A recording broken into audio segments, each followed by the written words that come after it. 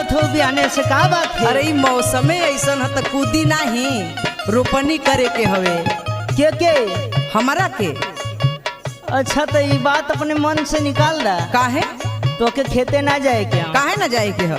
अरे वो देखा दसमी चा हुआ, दीपक हुआ, कन्हैया हुआ, अजय लाल हुआ, ये लोग के बोला के बड़ा मजा आवे धान के रोपनिया में, भीज भीज पनिया में ना।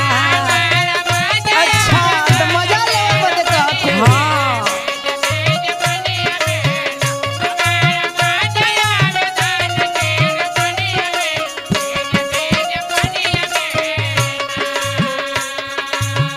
तो बताई एक बात, बोला। धान का रोपनी करे कहत हो, ये हिंदुस्तान हाँ। पूरे विश्व में अच्छा मानल जाला। देशवा आगे हो वो,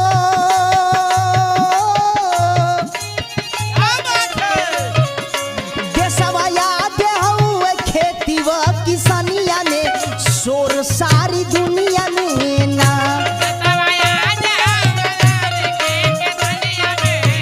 पूरा विश्व में हल्ला है।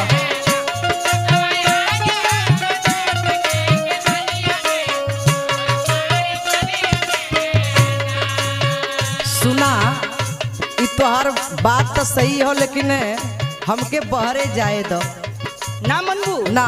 सुना पहले बतावा। मस्त सावन के महीना लागे कुछ हूँ